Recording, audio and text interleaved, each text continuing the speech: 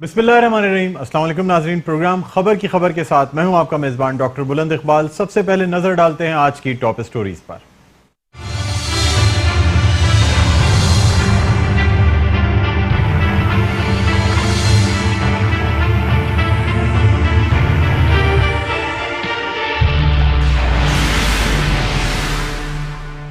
सिंध में गैस और पानी का मसनूई बहरान पैदा किया जा रहा है। मुर्तजा वहाब का इल्जाम, कहते हैं 5 माह हो गए हमें अपने हिस्से का पानी नहीं मिला। कराची को 1200 क्यूसेक्स इजाफी पानी की तलब है। वज़ीर आला सिंध के बार बार इस मसले को उठाए जाने के बावजूद इस मसले पर पेशरफ्त नहीं हुई।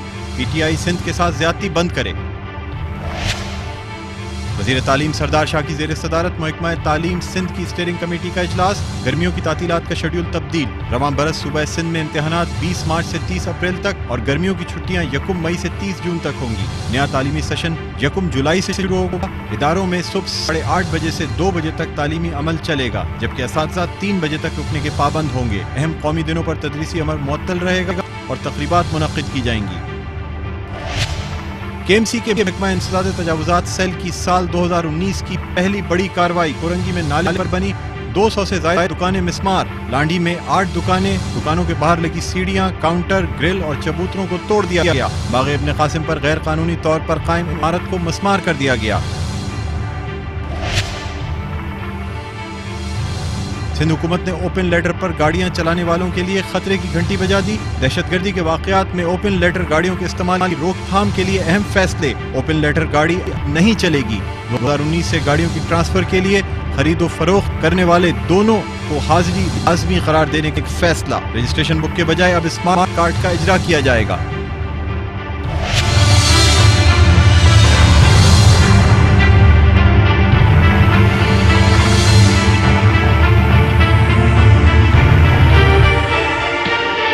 जी नाज़रीन, स्टोरीज आपने देखी। सबसे पहले बात करेंगे सिंध में जारी गैस और पानी के बहरान के हवाले से। इस हवाले से मुर्तज़ा वहाब का एक बयान सामने आया है जिसमें ये कहा गया है कि ये जो बहरान है सिंध में गैस और पानी का, ये मसनूई पैदा करदा बहरान है। और ये भी कहा गया है कि तकरीबन 5 माह हो गए लेकिन सिंध को पानी नहीं मिला, यानी सिंध का पानी रोका जा रहा है। कराची को तकरीबन 1200 क्यूसेक्स इजाफी पानी की ज़रूरत है लेकिन वो नहीं दिया जा रहा है। और ये कहा जा रहा है कि वज़ीर आला सिंध के इस मसले के बार बार उठाने जाने के बावजूद कोई पेशरफ्त इस सिलसिले में नहीं हुई है।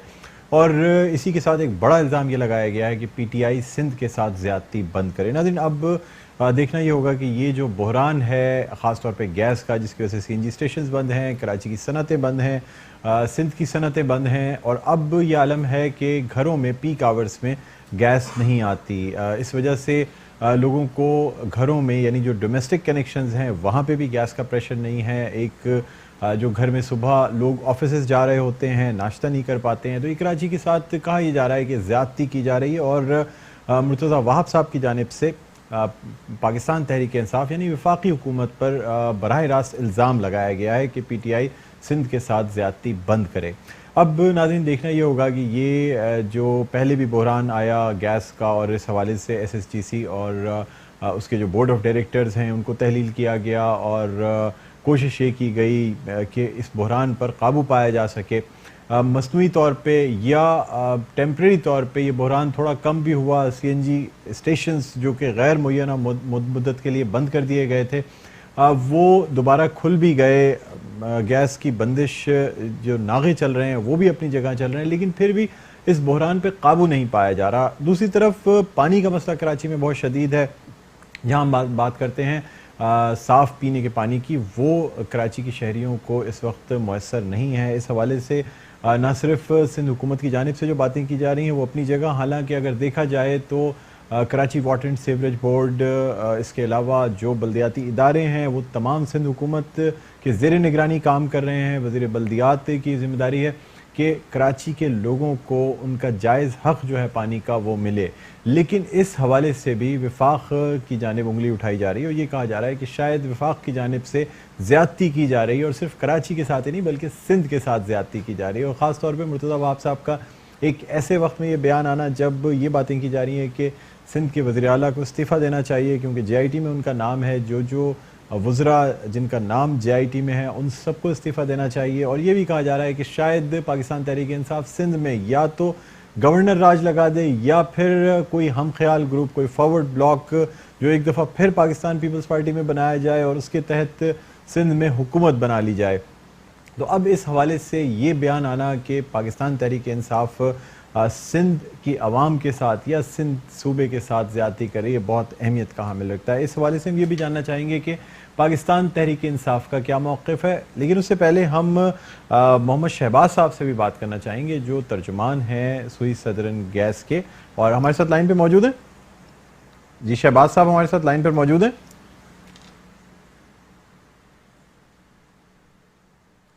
तो हम बात करना चाहेंगे कि आखिर क्या वजह है जो सिंध में मुस्तकिल जिस तरह से एक गैस का बहरान पैदा गया है, क्या ये वाकई मसनूई बहरान है, क्या ऐसी कोई कमी नहीं मौजूद है, या ये कि सिंध को जितनी गैस मिलनी चाहिए वो वाकई मिल रही है, या सिंध की गैस पंजाब को दी जा रही है। पहले भी इस किस्म की बातें की गई थी, लेकिन उसके बाद ये जो तमाम बातें की जा रही थी इन सब बातों से इनकार किया गया और सीएनजी स्टेशंस भी खोल दिए गए थे और ये कहा गया था कि बहरान पे काबू पा लिया गया है। लेकिन अगर ये देखें कि पहले तो ये सनतों की हद तक बहरान था, सीएनजी स्टेशंस की हद तक बहरान था, अब घरेलू सार्फिन जो हैं वो भी गैस की सप्लाई से महरूम हो गए हैं। जी ये ज़रा प्रोड्यूसर साहब मुझे बता दीजिएगा। जी तो हम असल में हलीम आदिल शेख साहब से भी कोशिश कर रहे हैं रब्ता करने की और पाकिस्तान तहरीक इंसाफ का मौक़िफ़ जानने की, और हम साथ साथ मोहम्मद शहबाज साहब से भी कोशिश कर रहे हैं जो कि तर्जुमान हैं SSGC के, उनसे भी बात करना चाह रहे हैं, लेकिन कुछ तकनीकी वजूहात की बिना पर इनसे रब्ता नहीं हो पा रहा है। और चूँकि मसला बहुत अहम है, जब तक कि हम पाकिस्तान तहरीक इंसाफ का मौक़िफ़ ना लें या SSGC का मौक़िफ़ ना लें उस वक्त तक बात मुकम्मल नहीं हो सकती। हालांकि शहबाज साहब से बात करके उनको बताया भी जा चुका था कि प्रोग्राम में उनका बीपर लिया जाएगा, लेकिन अब मेरे ख्याल में या तो वो बात करने से अवॉइड करना चाह रहे हैं या बीपर नहीं देना चाह रहे हैं। बहरहाल अभी कुछ देर में हमें खुद भी आइडिया हो जाएगा, क्योंकि कंटिन्यूसली उनको कॉल्स मिलाई जा रही हैं लेकिन उनकी तरफ से कोई जवाब नहीं आ रहा है। जी हमारे साथ इस वक्त लाइन पर मौजूद हैं हलीम आदिल शेख साहब, जो कि जिनका ताल्लुक़ पाकिस्तान तहरीक इंसाफ से है। हलीम आदिल शेख साहब अस्सलाम वालेकुम, आप मेरी आवाज़ सुन सकते हैं? हेलो जी अस्सलाम वालेकुम, आप मेरी आवाज सुन सकते हैं हलीम साहब? हलीम साहब ये बताइएगा कि सिंध में जो पानी और गैस का बहरान पैदा किया जा रहा है, इस पे मुर्तज़ा वहाब साहब का ये कहना है कि ये मसनूई बहरान है और पाकिस्तान तहरीक इंसाफ जो है वो सिंध के साथ ज्यादती कर रही है। कहां तक सदाकत है इस बयान में?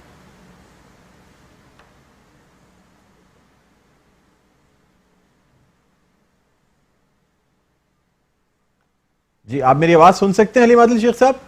चलिए यहाँ हम वक्फा लेना चाहेंगे, जब तक कि थोड़ी सी तकनीकी चीज़ें बेहतर होती हैं तो फिर हम मज़ीद प्रोग्राम को कंटिन्यू करेंगे। नाज़रीन कहीं ना जाइएगा, छोटा सा वक्फा है, देखते रहिए प्रोग्राम खबर की खबर। जी नाज़रीन वेलकम बैक, आप देख रहे हैं प्रोग्राम खबर की खबर। अब कुछ बात हम करना चाहेंगे जो आज वज़ीर तालीम सरदार शाह की ज़ेर सदारत सिंध की तालीमी की स्टीयरिंग कमेटी का एक इजलास हुआ, जिसमें ये फैसला किया गया कि जो सिंध के स्कूल्स हैं उन्हें अब जो गर्मियों की तातीलात हैं वो लेनी है यकुम अप्रैल से लेके, बल्कि यकुम मई से लेके और 30 जून तक, यानी तालीमी साल में अब तब्दीली आ गई। अब नया तालीमी साल शुरू होगा यकुम जुलाई से।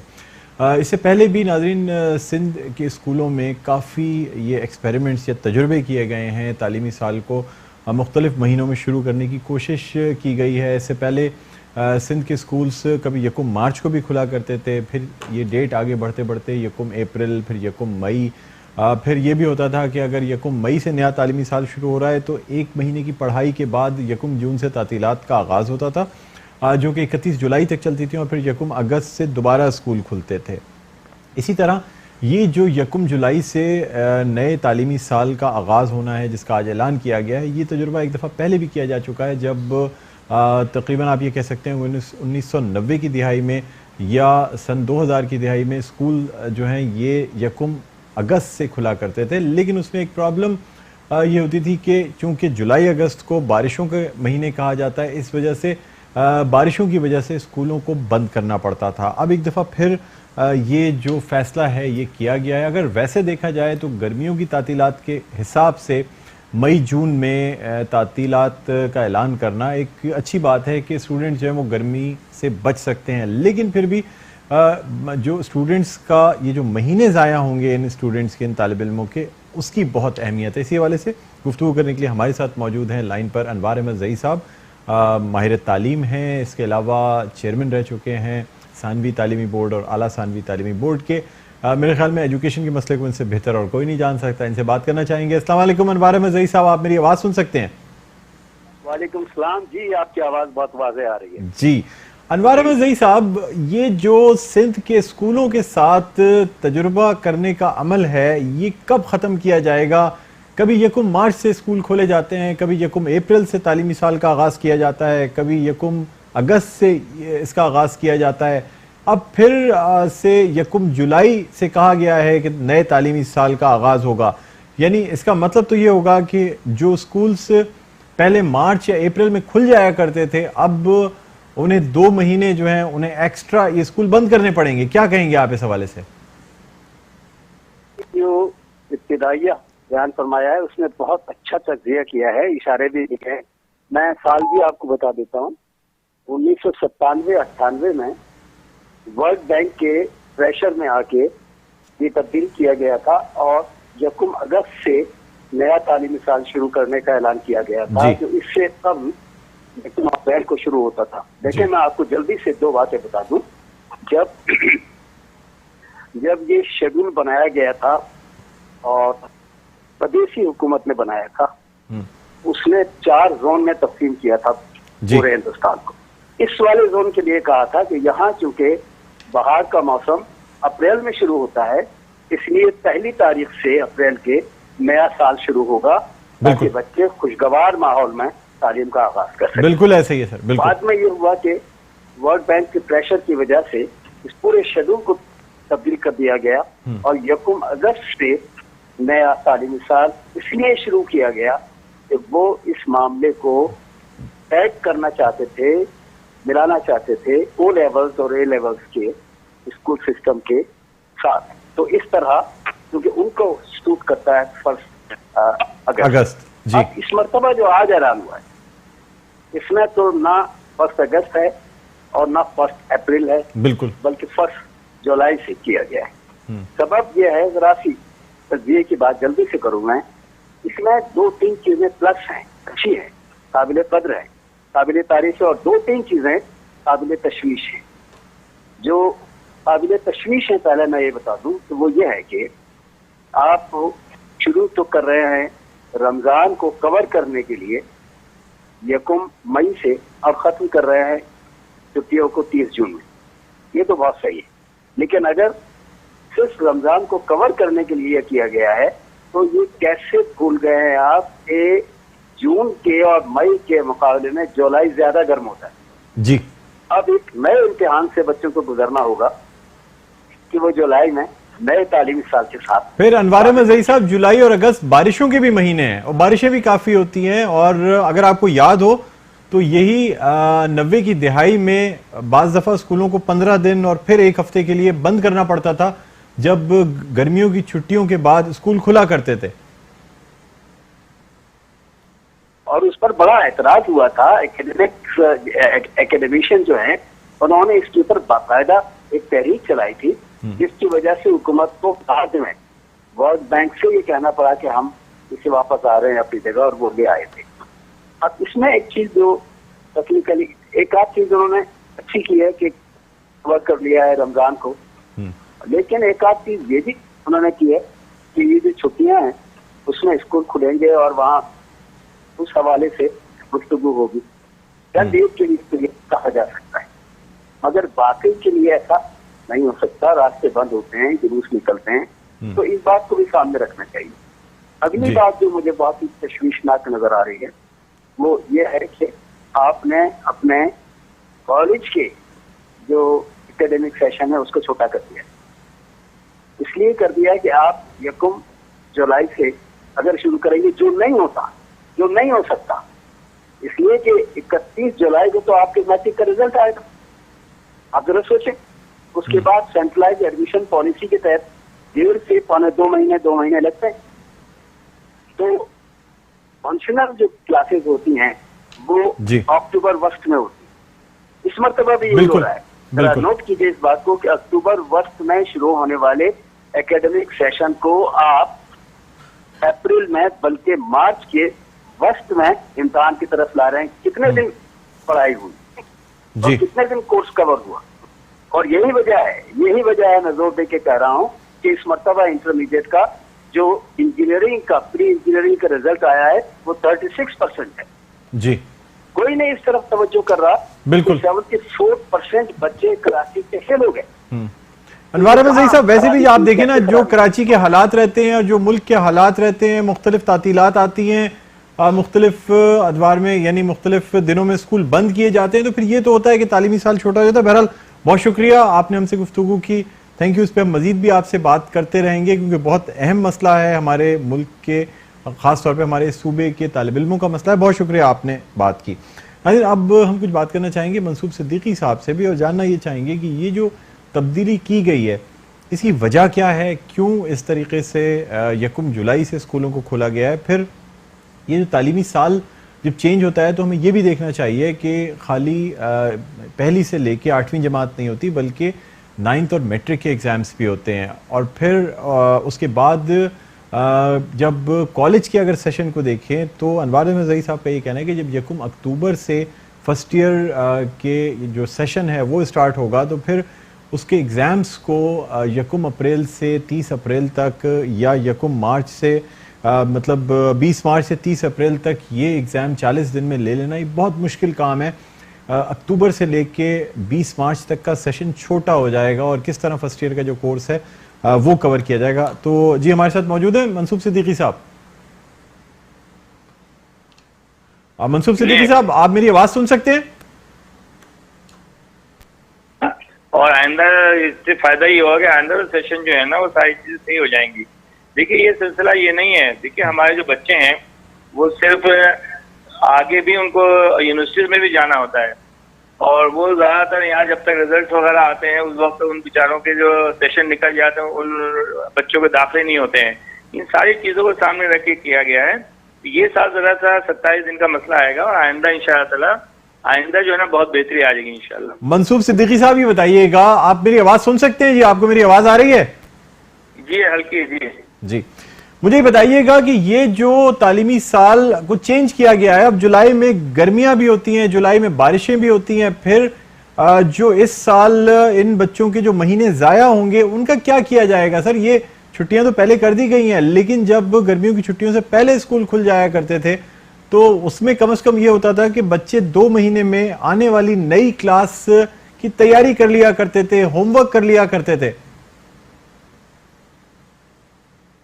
स्टेटस निकाली है उसमें ये देखा गया है कि ये जो 2 महीने होते थे इनमें जो है ना पढ़ाई बिल्कुल नहीं हुआ करती थी और खासतौर पर लोड शेडिंग ये वो सारी चीजें हुआ करती थी।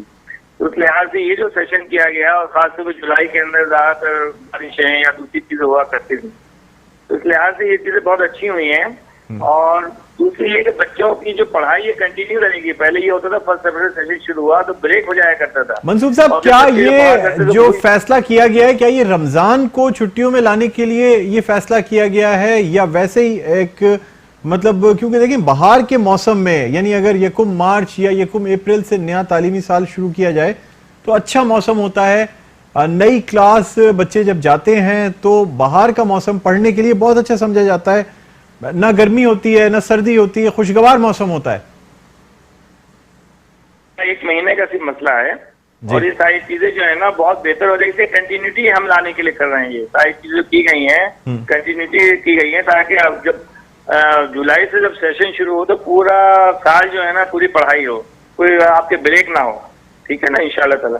मनसूब साहब, ये तजुर्बा करने का जो ये सिलसिला चल रहा है कब खत्म होगा? यानी तालीमी साल को बार बार छेड़ा जाता है, क्या हम इतने सालों में 68 साल में हम अब तक इस चीज पर काबू नहीं पा सके हैं कि हमारा तालीमी साल कब से शुरू होना चाहिए, कब खत्म होना चाहिए?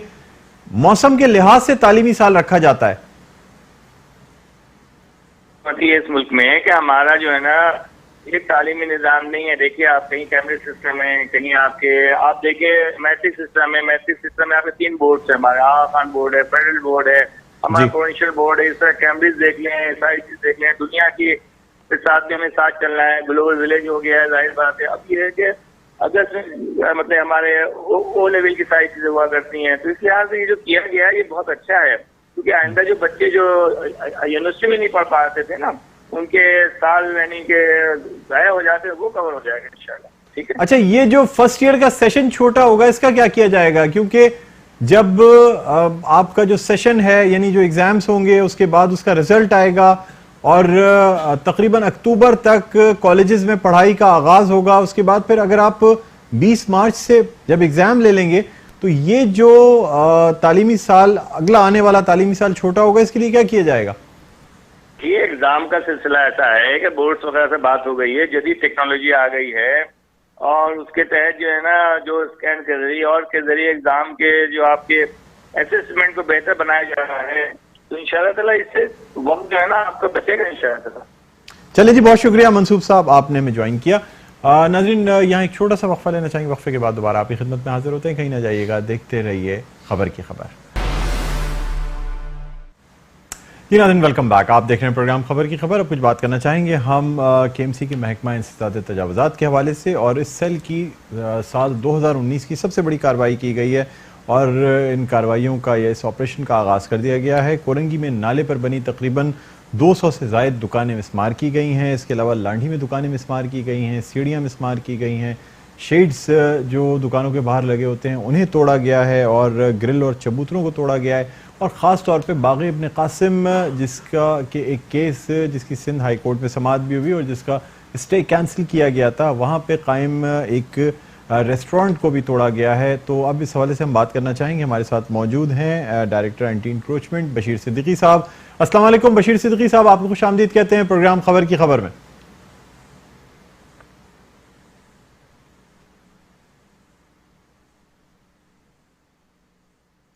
जी, तो ये कार्रवाइयाँ देखने में आई हैं और अब इन तजावुज़ात की इन जो कार्रवाइयाँ हैं इनको तेज़ कर दिया गया। जी बशीर सिद्दीकी साहब, आप सुन सकते हैं मुझे?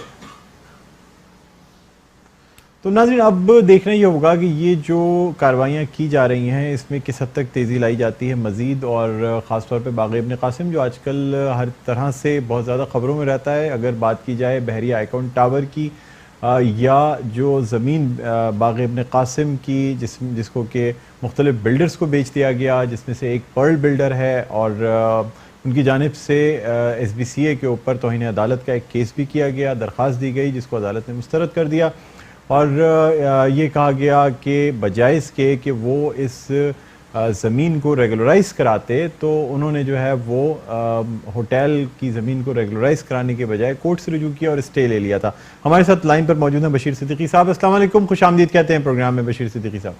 वालेकुम सलाम डॉक्टर साहब। जी बशीर साहब, ये बताइएगा कि आज कार्रवाई की गई है एंटी इंक्रोचमेंट सेल की जानिब से, 2019 की सबसे पहली और बड़ी कार्रवाई है। तो आज कौन कौन से इलाकों में कार्रवाई की गई है आपकी जानिब से? डॉक्टर साहब, आज हमने लांडी के अंदर एक कार्रवाई की जिसमें हमने 7 से 8 दुकानें मसमार की जो फुटपाथ पे बनी हुई थी, और इसके अलावा हमने कोरंगी के अंदर जो है KDA के साथ कोऑर्डिनेट करके हमने तकरीबन 221 दुकानें मसमार की हैं जो कि वो भी नाले पर बनी हुई थी। और ये दुकानें जो है वो तकरीबन 500 के करीब हैं, जिसमें से आज 221 रिवाइज दुकानें हमने मसमार की हैं। और इसी तरह तीसरी हमारी कार्रवाई बाग़ इब्न कासिम पर हुई है, जो केस का फैसला आ चुका है हाई कोर्ट में, जो केसेस थे उस पर डिसाइड कर दिया और इसका इंक्रोचमेंट करार दे दिया हाई कोर्ट ने भी, और इस पर हमने आज उसको भी जो है मसमार करना शुरू कर दिया। ठीक है। अच्छा, जो बशीर साहब जो बैंक्वेट्स बने हुए हैं, जो खास तौर पे फौजी इदारों की ज़मीनें हैं जिस पे कमर्शियल एक्टिविटीज़ रोकनी थी, ख़ास तौर पे अगर मैं बात करूं तो जो आपकी जो मार्की बनी हुई है FTC के साथ, ग्लोबल मार्की, इसके अलावा शायान है और मुख्तलिफ वीनस लॉन्स बैंक्वेट बने हुए हैं, इसके अलावा और दूसरी चीज़ें हैं, तो इनके खिलाफ जो कार्रवाई करनी थी सर वो कहाँ तक पहुँची है? देखिए डॉक्टर साहब, मैंने आपको इससे पहले ही बताया था कि 5 तारीख को ऑनरेबल CJ साहब आ रहे हैं, CJ साहब इंशाल्लाह ताला। हमने अब हर वीकली अपनी रिपोर्ट जो है वो जमा कराते हैं कमिश्नर कराची के पास भी और सुप्रीम कोर्ट के पास भी। अच्छा, उसमें हमने जो है ऑलरेडी मैंने आपसे जिक्र किया था कि बहुत सारे केसेस ऐसे थे जो कि हाई कोर्ट में चल रहे थे। आज भी एक बहुत बड़ा केस था, जो अगर आप मेरे ख्याल पे एक बहुत पुरानी बिल्डिंग आप देखेंगे, उसका फैसला भी आ चुका है। उस पर भी हाईकोर्ट ने हमें इसको इंक्रोचमेंट करार दे दिया है। आप देखेंगे उसको भी हम जो है इंशाल्लाह ताला 2 से 4 दिन में। इसी तरह 2 और होटल्स रेस्टोरेंट थे, जिसमें 1745 गज का एक गल्फ क्लब है और एक रेस्टोरेंट है जो हमारा जो हिल पार्क में मौजूद था। उसका भी आज हाईकोर्ट ने फैसला दे दिया, उसको भी इंक्रोचमेंट करार दे दिया। इंशाल्लाह उस पर भी हम कार्रवाई इंशाल्लाह 2 से 3 दिन में करेंगे। इसी तरह हफ्ते 450 जो है वो लूट की हैं, वो मसमार करने जा रहे हैं हफ्ते के दिन। तो हम इंशाल्लाह ताला आप देखेंगे कि जो हमारे पास रिजल्ट आता जा रहा है, जो हम उस पर कार्रवाई इंशाल्लाह अपने आप देखेंगे। 2 से 3 दिन में बहुत बड़ी बड़ी कार्रवाइयां महकमा anti encroachment Karachi metro corporation करेगी। अच्छा सर, ये बताइएगा कि क्लिफ्टन के इलाके में और अगर हम बात करें बोर्ड बेसन या और मुख्तलिफ जगहें हैं, वहाँ पे भी तजावुज़ात कायम हैं और न सिर्फ शेड्स लगे हुए हैं दुकानों पे, बल्कि उसके साथ साथ फुटपाथ जो है सर, अगर आप बोर्ड बेसन चले जाएं या ऐसे ही और दूसरी जगहों पे चले जाएं तो फुटपाथ जो है वो पैदल चलने वाले इस्तेमाल नहीं कर सकते किसी भी सूरत। ये जितनी फूड स्ट्रीट्स बनी हुई हैं। सही कह रहे हैं। बोर्ड बेसन पे हमने ऑलरेडी उनको नोटिस इश्यूज किए हुए हैं। एक्चुअल वो लैंड कंट्रोल जो है वो है केडीए का, लेकिन उसके बावजूद हमने नोटिस इश्यू कर दी है और उनको पाबंद किया है कि 2 से 3 दिन के दौरान आप जो है अपनी तमाम ये चीजें जो है वो कंट्रोल में रखने दुकान के अंदर हम कार्रवाई करेंगे। तो आप देखेंगे हम बोर्ड बेसन के साथ ही एक बहुत बड़ी बिल्डिंग है जो तकरीबन 6 से 7 मंजिल पे है। हम उस पर भी कार्रवाई शुरू करने वाले 2 से 3 दिन में। आप डॉक्टर साहब, मैं एक बात यहाँ पर आप बात करता चलूं कि कराची मेट्रो कॉर्पोरेशन अपने लैंड कंट्रोल के अलावा भी दूसरे लैंड कंट्रोल जो अथॉरिटी है उनके साथ कोऑर्डिनेट कर रहा है। जैसे आपने हमने जिक्र किया, केपीटी ने हमसे रिक्वेस्ट की है, रेलवे के का जो सर्कुलर रेलवे है हम उसके साथ भी सपोर्ट कर रहे हैं। आज जैसे केडी के साथ हमने काम किया। हम ये चाहते हैं कि जिसका लैंड कंट्रोल है वो कम से कम हमारे साथ असिस्ट तो करे, मतलब वो खड़ा तो हो हमारे साथ। तो हम इंशाल्लाह क्योंकि हम पूरी कराची के अंदर जो है वो भी जहां भी तजावुज़ात है उसको रिमूव करने के लिए हर अथॉरिटी हर इदारे के साथ खड़े हैं। बशीर साहब, ये भी बता दीजिएगा कि नहर ख़याम पे जो तजावुज़ात हैं, जो प्लॉट्स हैं जिन पे ताले लगा दिए गए हैं और जो ये मुख्तलिफ ये जो ज़मीन है इसके ऊपर प्लॉट्स पे कब्जा करके बाउंड्री वॉल बना दी गई है, इसके हवाले से कोई कार्रवाई की गई है? हाँ बिल्कुल, हमने इस पे भी कार्रवाई मैंने आपसे अर्ज की कि पूरी कराची के अंदर जहां भी हमारे पास इंफॉर्मेशन आती जा रही है, हम नोटिस सुप्रीम कोर्ट के ऑर्डर के मुताबिक सर नोटिस तो दे देते हैं, लेकिन नहर ख़याम पे कोई कार्रवाई की गई है अब तक या नहीं की गई है? सॉरी डॉक्टर साहब, मैं कह रहा हूं सर, नहर ख़याम पे कार्रवाई की गई है या नहीं की गई? अगर आपको याद होगा तो मेयर कराची वसीम अख्तर साहब खुद गए थे और वहां सिक्योरिटी गार्ड्स ने वसीम अख्तर साहब से ये कह दिया था कि आप ना यहाँ आ सकते हैं, ना आपको अंदर आने की इजाज़त है, ना आप कुछ इसके हवाले से पूछ सकते हैं। तो सर वो जो प्लॉट या वो जो तजावुज़ात जो कायम की गई थी, क्या उनको अभी तक नहीं हटाया गया है? नहीं, आप अगर अबाउट नहर ख़याम के बारे में अगर पूछ रहे तो सर वो नहर ख़याम के ऊपर ही एक प्लॉट है जिस पे कब्जा किया हुआ है और उसके ऊपर बाकायदा प्लॉट के ऊपर 4 दीवारी गेट लगा के सिक्योरिटी गार्ड्स बैठे हुए हैं। आपकी नॉलेज में होगा सर, ऐसा हो नहीं सकता कि आपको ना पता हो।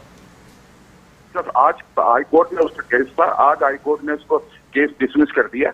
आज उसका स्टे भी खत्म कर दिया कोर्ट ने, हाई कोर्ट ने।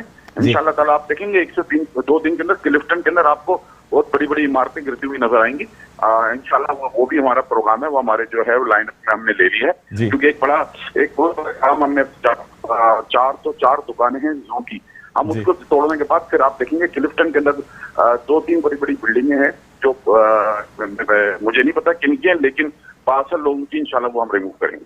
बिल्कुल जी, बहुत शुक्रिया बशीर सिद्दीकी साहब, आपने हमें ज्वाइन किया। हमारी यही दुआ रहती है कि ये जो गरीब आम आवाम होती है या ये छोटे दुकानदार या ऐसे जो के रेडी पे कारोबार करते हैं, उनके बजाय कभी बड़ी बड़ी बिल्डिंग्स को भी गिराया जाए, कभी बड़े बड़े बैंक्वेट हॉल्स को भी गिराया जाए, कभी मार्किस को भी गिराया जाए। अब तक सही मानों में ऐसी कोई बहुत बड़ी कार्रवाई देखने में नज़र नहीं आई है जब किसी बहुत बड़ी बिल्डिंग को गिराया गया हो या जो है वो किसी बैंक्वेट को, बहुत बड़ी मार्की को गिराया गया। अब देखना यही है कि ये अब जिस तरह से तेज़ी आ रही है 2019 में एंटी इंक्रोचमेंट सेल की क्या कार्रवाई रहती है। बहरहाल अब नाज़रीन हम बात करना चाहेंगे, सिंध में ओपन लेटर गाड़ियों पर पाबंदी लगा दी गई है और ये फैसला कर लिया गया है कि 2019 में जो गाड़ियाँ बेची जाएंगी या ख़रीदी जाएंगी तो ख़रीदार और बेचने वाले दोनों को अब पेश होना पड़ेगा। उन दोनों की हाजिरी जो है वो एक्साइज एंड टैक्सेशन डिपार्टमेंट में लाजमी करार दे दी गई है। इसके अलावा ये भी फैसला किया गया है कि गाड़ियों की जो बुक हुआ करती थी उसकी जगह अब स्मार्ट कार्ड्स आएंगे। और ये एक बहुत अच्छा फैसला है क्योंकि मुख्तलिफ दहशतगर्दी के वाक़यात में जो गाड़ियाँ इस्तेमाल की गई हैं, जब उनको ट्रेस किया जाता है तो ये पता चलता है कि कई साल पहले ये गाड़ियाँ फ़रोख्त हो चुकी थी और मुख्तलिफ हाथों से ये गाड़ियाँ गुजरती हुई किसके पास पहुँची, कैसे पहुँची, किस तरह ये दहशतगर्दी में इस्तेमाल हुई। तो ये जो एक ट्रेंड था, अगर हम रिसर्च या सर्वे रिपोर्ट देखें तो तकरीबन 60 से 70% गाड़ियाँ कराची में ओपन लेटर पे चलती हैं। ना बेचने वाले को परवाह होती है कि जो ख़रीद रहा है मुझसे वो अपने नाम पे कराता है या नहीं कराता, ना ख़रीदने वाले को परवाह होती है कि जो बेचने वाला है आया वो सही मालिक है भी गाड़ी का या नहीं है, या ये पेपर्स ठीक हैं या नहीं है। तो अब इस कल्चर को ख़त्म किया जा रहा है। ओपन लेटर पे अब 2019 में कोई भी होने वाला सौदा जो है वो जब तक कि गाड़ी नाम पे ट्रांसफ़र नहीं होगी वो रोडों पे नहीं चल सकेगी। इसी हवाले से गुफ्तगू करने के लिए हमारे साथ मौजूद हैं हमारे नुमाइंदे जुल्फ़िकार पीरज़ादा। इनसे बात करना चाहेंगे। अस्सलाम वालेकुम जुल्फ़िकार पीरज़ादा, आप मेरी आवाज़ सुन सकते हैं? डॉक्टर साहब जी जुल्फ़िकार पीरज़ादा, ये बताइएगा कि कराची में ओपन लेटर पर चलने वाली गाड़ियों पर पाबंदी लगाई गई है और अब हर सूरत में जो शख्स गाड़ी खरीदेगा उसे गाड़ी अपने नाम पर करानी होगी। तो इस हवाले से कुछ बताइएगा, ये फैसला कैसे हुआ है, किसने ये फैसला किया है? देखिए, बिल्कुल इसके पीछे एक लंबी स्ट्रगल है। खासतौर पर जो कराची के अंदर पिछले 10 साल के अंदर जो वाकयात हुए, सुसाइड बम्बिंग हुई या गाड़ियों के ब्लास्ट हुए, दहशतगर्दी के वाकयात हुए, उसके अंदर जितनी गाड़ियां मिली वो ज्यादातर सारी गाड़ियां ऐसी थी जो कि कई सालों से ओपन लेटर के ऊपर चल रही थी। मालिक मर चुके थे या फौत हो चुके थे या कहीं और जा चुके थे। वो गाड़ियां कई हाथों में बिकती रही, फरोख्त होती रही और आखिर में वो दहशतगर्दों के हाथ में चढ़ी और फिर इस तरह से वो दहशतगर्दी की कार्रवाई में इस्तेमाल हुई।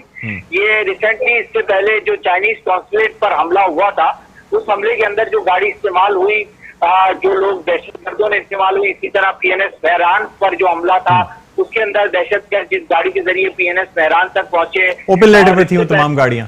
जी जुल्फ़िकार पीरज़ादा साहब, ये भी बता दीजिएगा कि ये जो दायरा इख्तियार है ये क्या महकमा एक्साइज एंड टैक्सेशन का है, महसूलात का है, या ये दायरा इख्तियार DIG ट्रैफिक का आता है कि वो कोई फैसला कर सकते हैं? क्योंकि मोटर व्हीकल रजिस्ट्रेशन विंग जो है वो दरअसल एक्साइज एंड टैक्सेशन डिपार्टमेंट के अंडर में आता है और इस हवाले से जो फैसला किया गया वो DIG ट्रैफिक की जानिब से किया गया। क्या कहेंगे इस हवाले से? ये इसके ऊपर एक तवील इजलास हुआ था वजीर आला सिंध की सदारत के अंदर, जिसके अंदर ये फैसला किया गया था कि कराची के अंदर ओपन लेटर के ऊपर चलने वाली गाड़ियों के खिलाफ कार्रवाई की जाएगी। जिसके बाद जो है वो खासतौर पर देखिए ट्रैफिक पुलिस जो है वो ट्रैफिक को कंट्रोल करती है कराची के अंदर जगह जगह। अब एक्साइज पुलिस के पास इतना अमला नहीं है कि वो हर गली के ऊपर, हर नाके के ऊपर लग के जो है वो चेकिंग कर सकें। तो इसलिए ट्रैफिक पुलिस को जो है वो ये खुसूसी इख्तियारात दिए गए और 1 जनवरी से जो है वो ये मुहिम शुरू की गई। अब कल से आज तक जो है वो ट्रैफिक पुलिस ने तकरीबन कोई 1,500 से 2,000 के करीब इस तरीके से जब्त किए हैं। ये मुहिम रोजाना की बुनियाद पर 2 घंटे के करीब जारी रहती है। आज जो मुहिम जारी रही उसके अंदर सिर्फ मैं एक डिस्ट्रिक्ट का अगर आपको बताऊं तो इसके अंदर जो है वो डिस्ट्रिक्ट सिटी के अंदर 160 गाड़ियों के चालान किए गए, 40 के करीब गाड़ियां जब्त की गई, जबकि 50 टैक्सी और प्राइवेट गाड़ियों पर लगी हुई जो नंबर प्लेटें वो जब्त की गई हैं। जुल्फ़िकार पीरज़ादा, एक आखिरी सवाल का मुख्तसर जवाब दे दीजिएगा, क्या जब भी कोई चेंज लाया जाता है, जैसे नंबर प्लेट चेंज की जाए या कुछ और किया जाए, तो इसमें बहुत बड़ा एक रैकेट भी शामिल होता है? अब गाड़ियों की रजिस्ट्रेशन बुक्स को चेंज करके कार्ड सिस्टम मुतारिफ कराया जा रहा है। क्या समझते हैं, क्या एक्साइज एंड टैक्सेशन का महकमा फिर दोबारा से टेंडर्स खोलेगा, फिर दोबारा से इस मद में कई अरबों रुपए के ठेके दिए जाएंगे?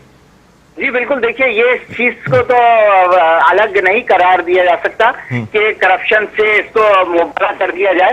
यकीनन इसके अंदर एक एक्साइज डिपार्टमेंट का एक पूरा एक गेम है कि इस तरीके से देखिए कराची की सड़कों पर चलने वाली लाखों गाड़ियां हैं जो कि अब दोबारा से कार्ड के ऊपर कन्वर्ट होंगी। तो यकीनन एक्साइज डिपार्टमेंट के पास एक तो इतनी ताकत नहीं है कि वो गाड़ियां कर सके। अब जब उसके ऊपर ये लोड पड़ेगा तो यकीनन मुंह मांगी रकमें और रिश्वत वहां पर वसूल की जाएगी और जो लोग पैसे देंगे उन्हें कार्ड मिलेगा। तो इसके लिए सबसे पहले समझ की है कि एक्साइज डिपार्टमेंट को रिव्यू किया जाए, उनकी काउंटर बनाया जाए, हर डिस्ट्रिक्ट के अंदर इस लोगों को सहूलत दी जाए कि वो जाए और तो ये काउंटर होना चाहिए, बिल्कुल कन्वर्ट करा सके, रजिस्टर करा सके, टैक्स भर सके, मगर इसके लिए एक्साइज डिपार्टमेंट को जो है वो रिशफल करने की जरूरत है। बिल्कुल, बहुत शुक्रिया जुल्फिकार पीरजादा, आपने हमें ज्वाइन किया। नाज़रीन, उम्मीद है आपको आज का प्रोग्राम पसंद आया होगा। मुझे बुलंद इकबाल को इजाजत दीजिए, अपना बहुत ख्याल रखिएगा। अल्लाह।